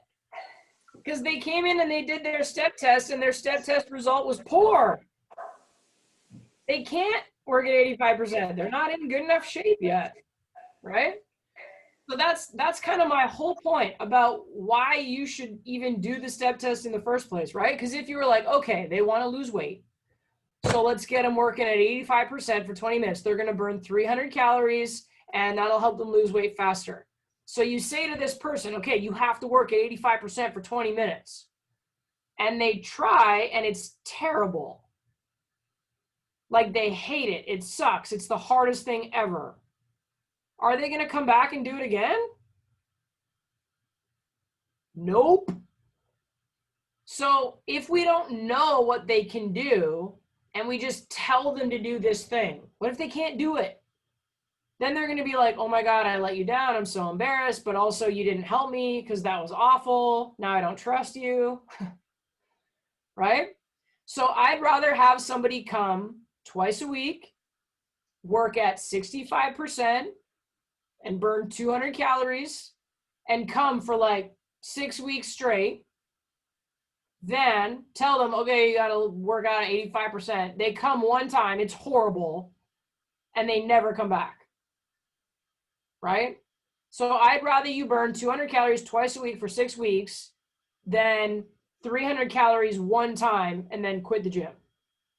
How do I know the difference? I don't unless I put you through the step test. Right? And so then you're like, okay, well, what if I just tell everybody to go at 65% then? As many times as we test someone on the step test and their number is poor, as many times as that, we also get people who test good to excellent. So then why waste their time? Why put them at 65 when they're capable of more than that? So give them what they're capable of. That's the whole point. Where are they at? Where do they want to get? Give them the most efficient program for those two variables, right? So this is something I say all the damn time. If you're not assessing, you're guessing. So if you don't assess their cardiovascular status, then when you give them a cardiovascular program, you are completely guessing as to whether or not it's appropriate for them. I don't think underwhelming people is any better than overwhelming them. Just wasting their time. They could be getting better results in the time they're spending at the gym if you gave them the right information. Does that make sense? I want to get you to your goal efficiently, quickly, safely. I want you to learn things. I want you to have fun, right? And if I underwhelm you, that sucks. So do the step test. Give them the appropriate zone based on their ability and their goal. Here's another example. So right now we're saying if they come in poor, give them zone 1. If they come in excellent, you could give them zone 4 or 5. Now, so that's talking about their status. Now let's talk about their goal. What if they want to run a marathon? Do they need to train at zone 4 or 5 all the time?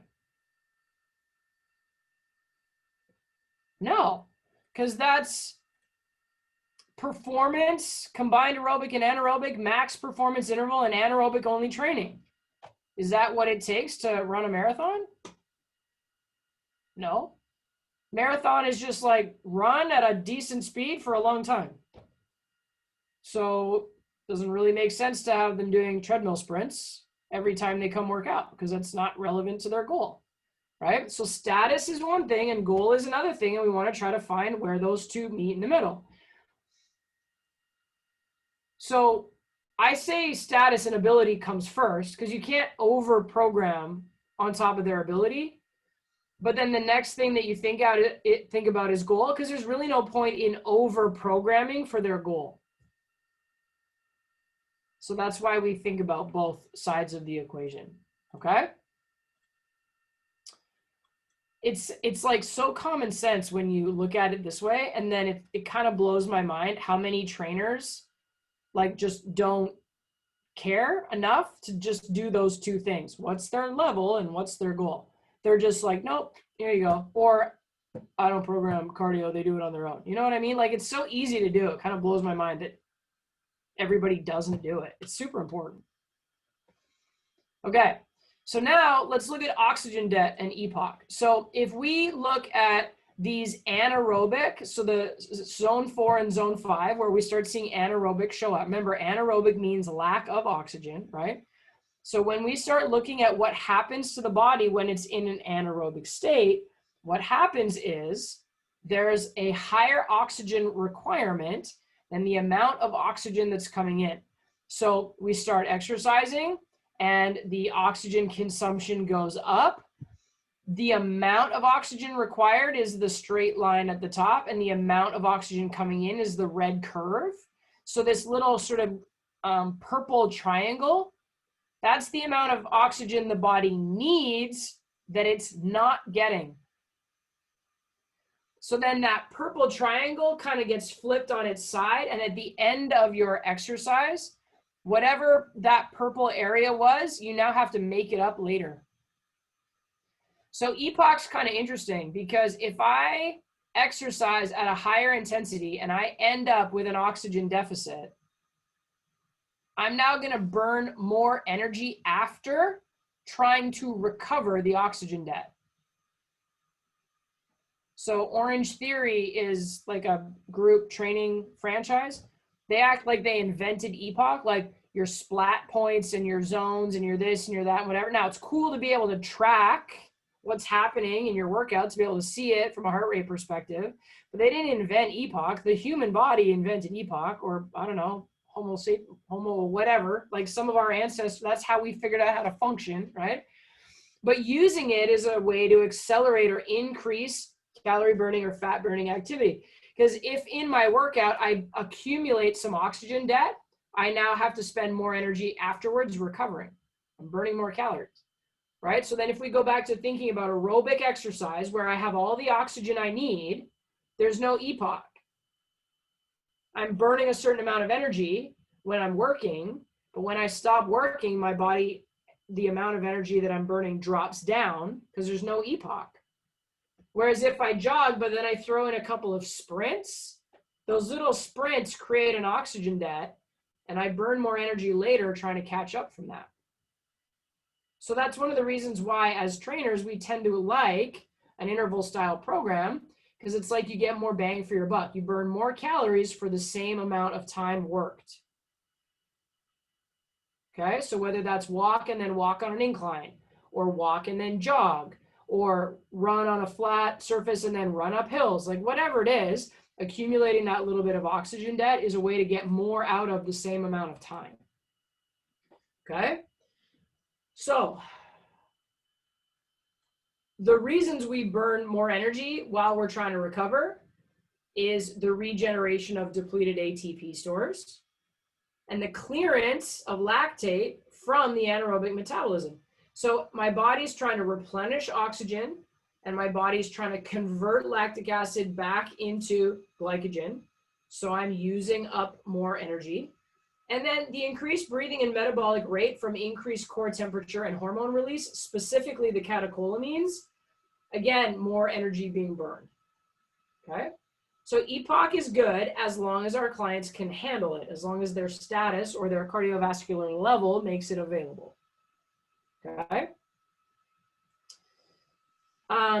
VO2 we've talked about a little bit, but again, just to kind of come back into it, it's the measure of the maximum amount of oxygen a person can consume. So you can improve it, but only to a certain point.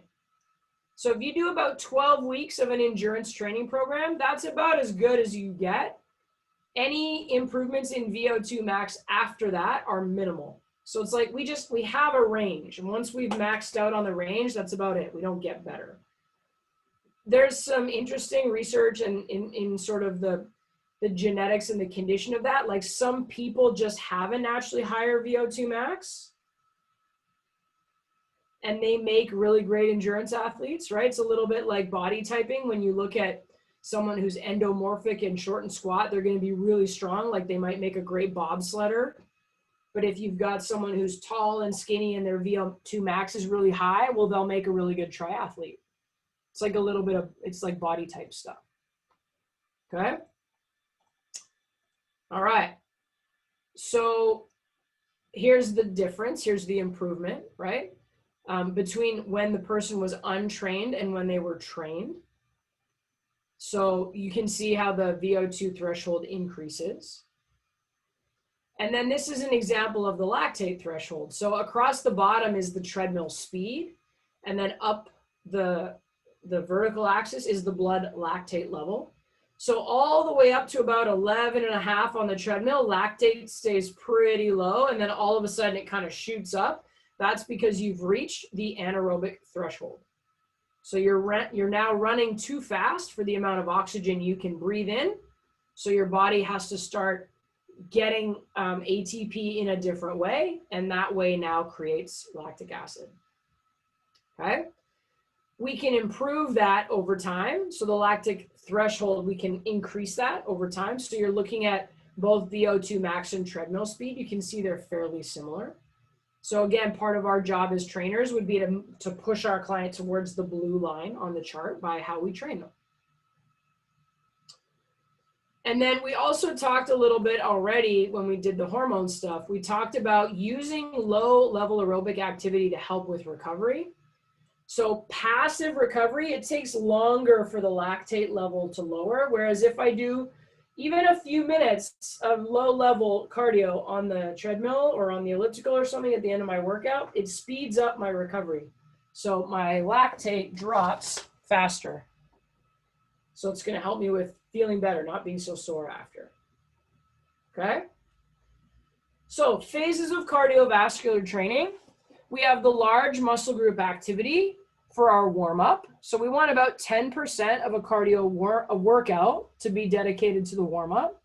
Increasing blood flow and muscle temperature, maybe doing some stretching. Then there might be some skills and drills. So maybe that means ladder drills, maybe that means agility stuff, right? Something new. Maybe we're teaching them how to use the rowing machine, like the skill of using the rowing machine. And then we're going to do about a 70% conditioning block. So large increases in effort and energy expenditure, and that could be continuous or it could be interval, either or. And then about a 10% cool down where we're slowly reducing the heart rate, managing the muscle pump and helping reduce blood pressure, moving through some elimination of waste products, right? So that's that low level aerobic to help flush through the muscles. And then again, maybe some stretching at the end. So that's a very general framework. Yeah, go ahead. So what's a rolling machine? Rowing? Rowing. Okay, rowing. so rowing. Yeah. So you said rolling, like rolling. The row erg. Okay, I see. Yeah, there you go. It is roll or something. That's right. So this is a pretty general template. You could put almost anything into that conditioning phase. You could be running on the treadmill. You could be doing intervals on the assault bike. You could be doing like an aerobic kettlebell style workout, like a kettlebell flow. You could be doing like this whole thing could be a spin class, 10-minute warm up, conditioning phase. The skills and drills is like playing around with tension and figuring out how much resistance do I need to stand up on the pedals. That's the sort of skills and drills part. Conditioning phase would be like the main block of the spin class, and then a little bit of a cool down, spin the legs out, get off the bike, stretch a little bit, right? So that's kind of what we mean by phases of cardio. And in terms of equipment, I mean, man, we're starting to see so many options. Like I think sort of the standard cardio machines at the gym are like treadmill, elliptical, stepper, step mill, assault bike, recumbent bike, upright bike, right? But then we also see things like battle ropes and sleds. We're starting to see more on the functional training side of things, right? The only thing that I would think about with somebody who has maybe some previous injuries or some postural issues, you know, is just thinking about that a little bit. And also if they're really, really overweight, I probably don't want them running on the treadmill because it's just a lot of impact on their joints. So that's where it might make more sense to use the elliptical or the bike, something like that, right? Okay. So moving through a couple of the things there, I think what we want to look at next is like some specifics around programming, right? Because so far this has all been quite theoretical. So what I'm going to show you is the actual live version of creating a cardio program on DotFit. So DotFit is a website that our trainers at Fitness World get to use.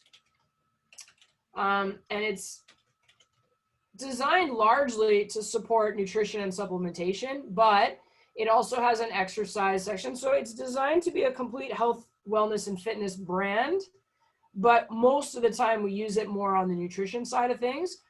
I actually think the cardiovascular programming on DotFit is awesome. It's super great. But what we might look at doing is knowing that that resource is there and then using it to kind of teach ourselves how to do cardio programming. And then we might throw some stuff into Trainerize. Because I think about what client service should look like. I don't want my client to have to navigate like 4 different apps. However, like nutrition, they might log their food on MyFitnessPal. But then what's cool about Trainerize is it imports the information from MyFitnessPal. So it like pulls it all into one place. And I think Trainerize is a little bit better at doing that than DotFit. But again, the one thing, it's so funny. You get to a point in your career where you're like, this is the best at this thing. And this is the best at this thing. And this thing over here, that's the best at that thing. And you kind of just wish all of those bests could be brought into one place. But that's not usually how things go.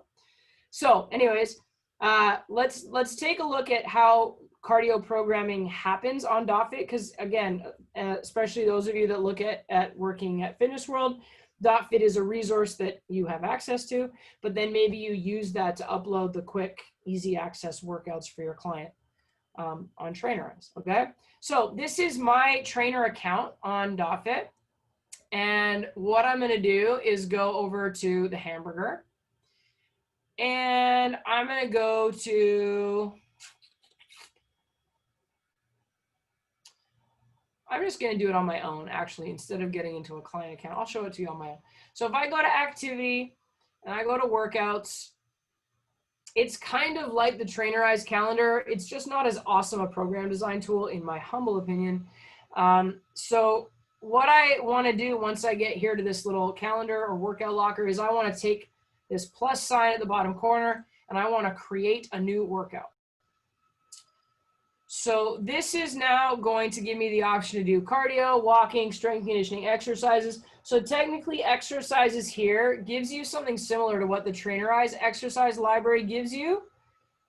So, you know, we have used that in the past, but what I'm talking about specifically for today is individualized cardio programming. So keeping in mind that this is my account, it would already have my age and all that stuff entered. So it's going to be able to automatically calculate that on the back end. Let's say that I was just coming out of COVID and I was safe at home that whole time. 30 seconds to fat burning is intervals. You can kind of get that out of the word, out of the name, right? So that's like a level 3. Get over a plateau is level 2. Weight loss is actually what they call level 1. So then the way this matches up for me is like weight loss is sensory motor. Get over a plateau is force, and 30 seconds to fat burning is power, as an example, okay? So let's say I'm like, well, you know, I went for some walks and some runs and some bike rides and stuff. I feel like I've done a good job of like the base level, but I want to kind of push myself a little bit. I want to get over a plateau. And my cardiovascular step test came back good. So I'm going to build my program from there. Now I'm going to be working out at the gym 4 days a week, but I want to do some cardio on the lighter days. So I'm going to do 20 minutes of cardio over the next 4 weeks, and I'm going to do that on my Tuesdays and my Thursdays. If I wanted to, I could say, okay, well, I'm going to start it on Tuesday, October 13th. If you don't put it in the calendar, it's still available, but it's just not scheduled. And give it a name. So let's say, because I'm going on a trip, so I'm going to make it that I'm going to do this program before I leave for that trip. Okay, so in this case, you can see how it's scheduled in the calendar. But if we even just go over here and look at the program, let's look at program number 1. So 20 minutes, it already tells me what my max heart rate is based on my age. And you can see here, low, it's already telling me that my low heart rate zone is 123 to 141 beats per minute. And my medium heart rate zone is 150 to 159, okay? So I'm gonna do a 5-minute warm up, and then I'm gonna do 2 minutes in the medium zone. So I wanna get my heart rate up to that 150 to 160. Then I'm gonna do 3 minutes in the low zone, 2, 3, and then 5-minute cool down. So for me, that might be like 2 minutes of jogging, 3 minutes incline walk, 2-minute jog, 3-minute incline walk, walk it out.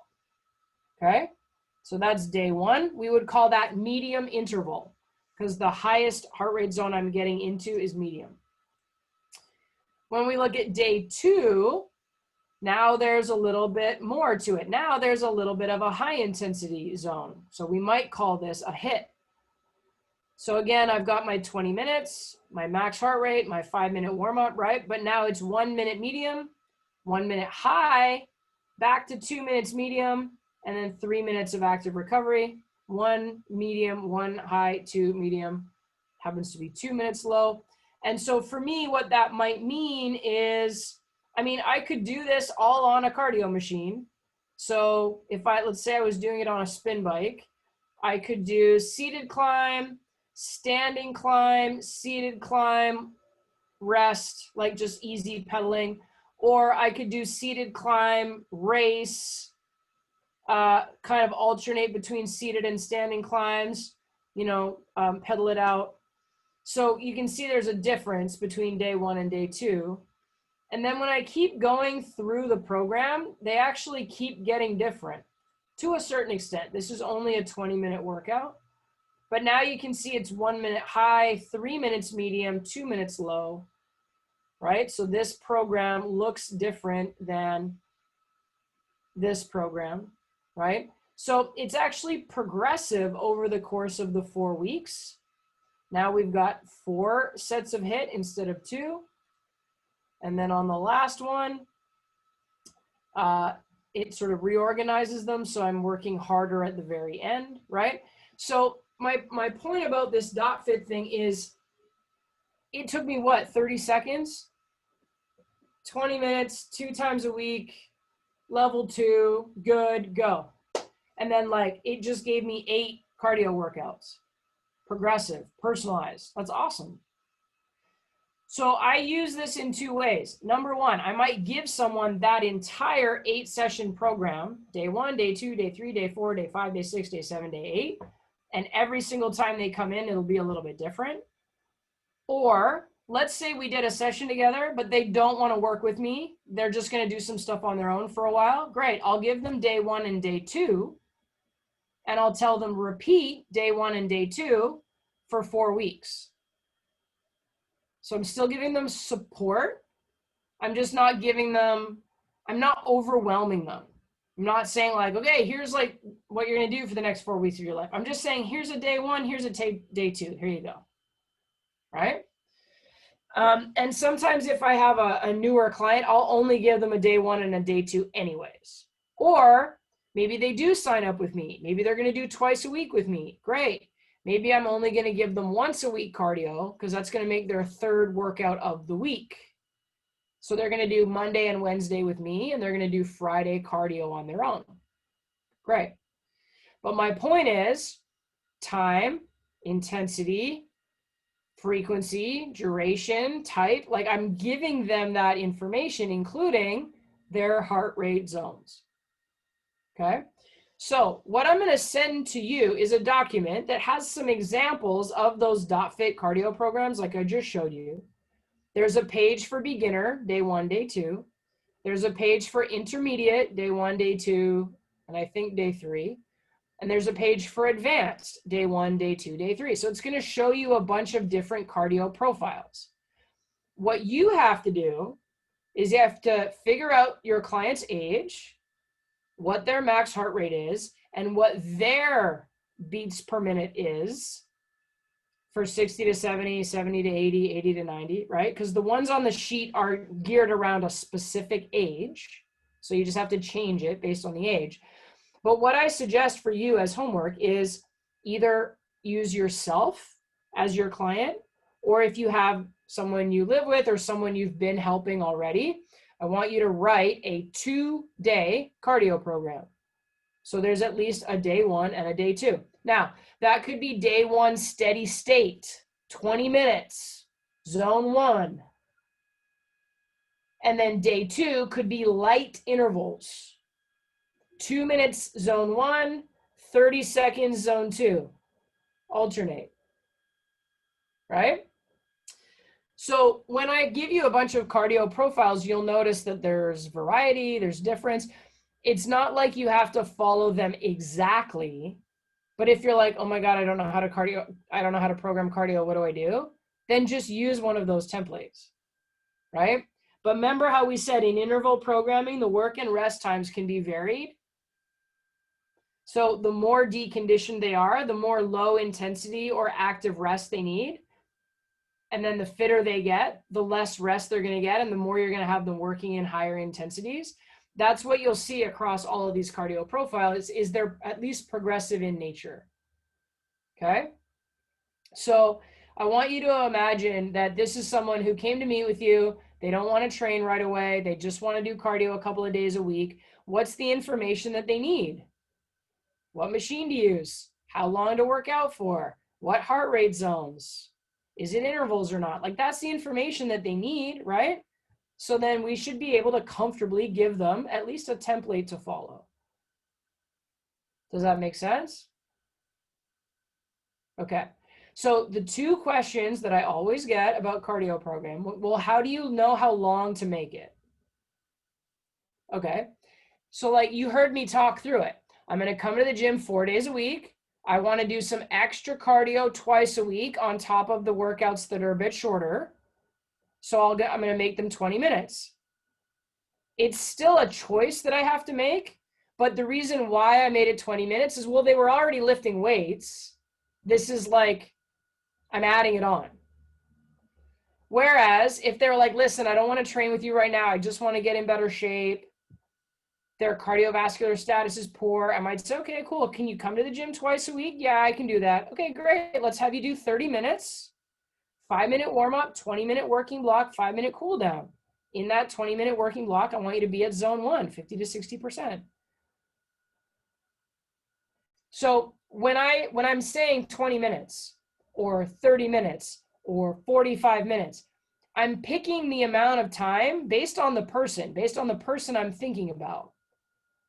If they want to prepare to run a 10K, I'm probably going to pick 45-minute workouts, or I'm going to work them up to that. Maybe they can only do 30 now. Maybe we're going to have them do 45 like next month. But like to a certain extent, the amount of time I have to pick it, well, I'm thinking about the client. What do they want to do? What are they able to do? What's their schedule like? What's their step test status? Are they going to do cardio with a weight training workout? Are they going to do a group fitness class and then they want to do a little extra cardio on top of it? Like what does it look like? Right? So I'm not really a fan of writing programs for no reason with no one in mind, because part of how I decide what to write is that I'm thinking about the person that I'm writing it for, right? So you got to make some decisions. All I do when I'm helping a trainer with programming is I say, okay, who's the person and what's the structure and what have you talked about? What do you see the need for? Okay, cool, go write the program. And then when you come back and you bring me the program, I take a look at it and I go, okay, why did you pick this? And all I want you to do is have a reason. It's most of the time when I review programs for trainers, they don't do anything wrong, but sometimes they do things kind of arbitrarily and they don't really have a reason. So all I want you to be able to do is tell me why. So if you programmed 45 minutes twice a week, why? Oh, because that's the only time they're spending at the gym. Okay, makes sense to me. Or you programmed 45 minutes twice a week. Why? Because they have soccer practice one night a week and they play a game on the weekend and they really want to build up their stamina and endurance to be able to play. And soccer is 2 45-minute halves. So I figured we would give them a 45-minute cardio workout. Okay, makes sense to me. Or I want them to come 4 times a week, but they're only doing 15 minutes. Why? Oh, because they're doing a weight training workout on each of those days. And so this is like, it's almost more like it's almost helping them with recovery. So it's like zone 1, 50 to 60%, 4 times a week, 15 minutes, because it's their recovery from their resistance training workout. Okay, cool. Makes sense to me. Right? So like, yes, there's right and wrong, because it would be wrong to give a deconditioned person an hour-long HIIT workout. That would be rude and mean and sadistic. Okay?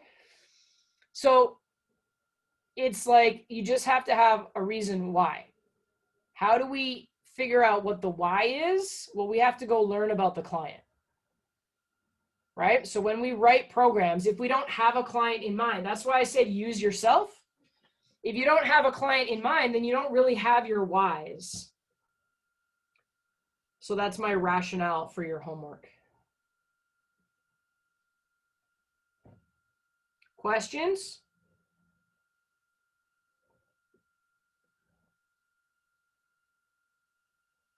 Okay, cool. So no class on Saturday, unless you want to run around the outside of the gym, that's fine.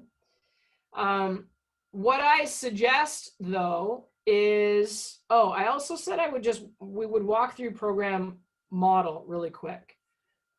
So before I forget, let's just jump on that. It takes like 5 minutes. We're just looking at the program design template one more time.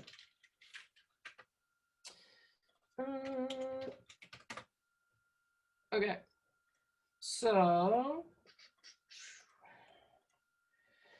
the whole thing with the program design tool is goal, style, level.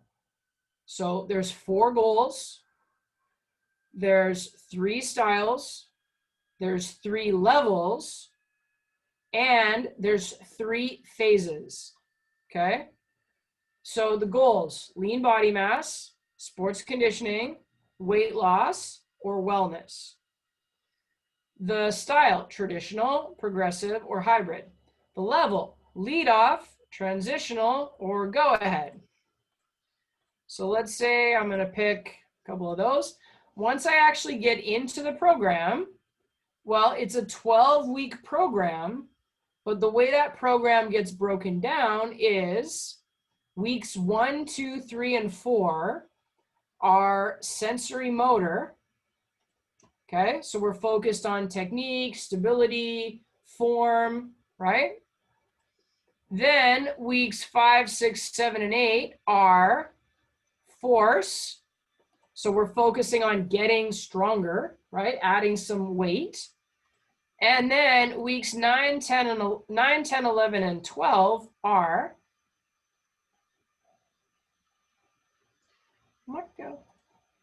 there we go, our power. And that's where we're going to see those fast to explosive tempos. And we're going to be getting a little bit of that plyometric in there, right? So that's it. That's the whole program design model. 4 goals, 3 styles, 3 levels, 3 phases. And, you can also kind of see how that shows up on Trainerize a little bit, because when you create a program, it asks you how many phases for how many weeks. So that's like phases in duration. So there's a little bit on the exam about which of these is not one of the 4 goals. Plyometrics, that's not a goal. Plyometrics fall in under all the goals, right? So we got to remember the goals are lean body mass, weight loss, wellness, sports conditioning. And then sensory motor is the first 4 weeks, force is the next 4 weeks, power is the next 4 weeks. So there's a little bit on the exam where they'll ask you some simple questions like that. And it's a good template to start from. Trainerize is also going to open things up a little bit for us, give us a little bit more flexibility. And then you'll also find that there's lots and lots and lots of resources around programming. Trainerize is an example. They've got preloaded programs on there, but also, I mean, I'm not saying go to bodybuilding.com and download all of your programs, but like there are lots of free resources on the internet for programs. So then part of what you can do is if there's already program styles you like, you can create them in Trainerize, load them up for your clients. If you want to go research what's a great program for older adults, like there's programs available, right? Including the ones on PTA, or yeah, including the ones on PTA Global. So then if we go look at your own workouts for next week in the BCPTI program on Trainerize, you'll notice it's sensory, motor, force, and power. So if we go look at,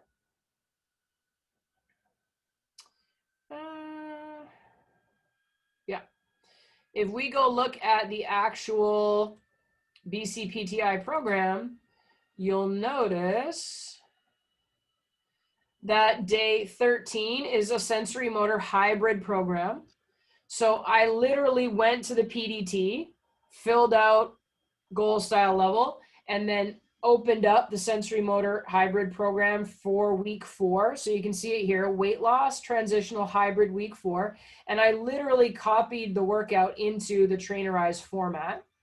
So I used the PDT and then I uploaded the workout in Trainerize.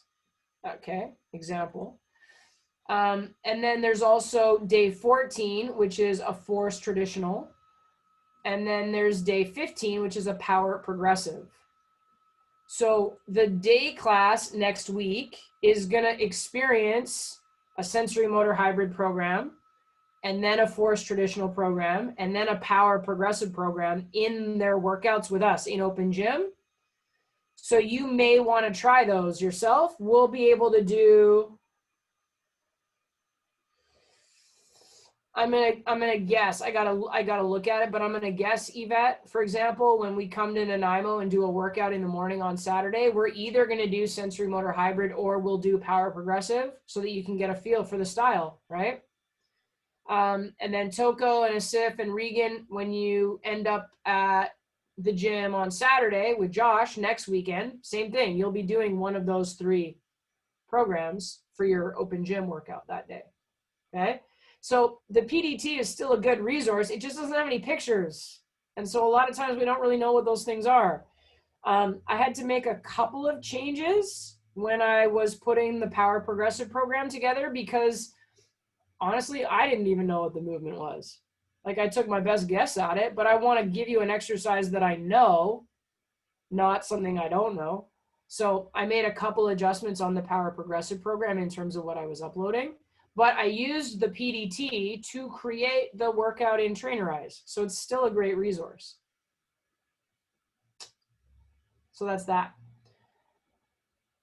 Part of what I need you to do is try to keep separate in your mind what's PTA Global and therefore what's on the exam versus the other things we are teaching you. So example, the step test is not on the PTA Global exam. So I need you to know it because you're going to use it with clients, but you don't have to know it for the multiple choice exam, right? Same thing with some of this program design stuff. The program design stuff that we need to know for the exam is things like weight loss, lean body mass, sports conditioning and wellness, traditional, progressive, hybrid, lead off, transitional, go ahead, sets, reps, weight, load, rest, tempo, those are acute variables, specificity, progressive overload, imposed demand, reversibility. Like those are the things that we need to remember for the exam. And then there's a bunch of other stuff that we've taught you that's going to help you when you actually train clients. What I usually suggest at this point, but because we start to do a little bit more of this way versus this way, what I suggest is in, say, the week before you write the exam, the only thing you're going to look at is the textbook and the practice exam. So you're just going to really make sure that you zoom focus on the content that's going to be on the exam.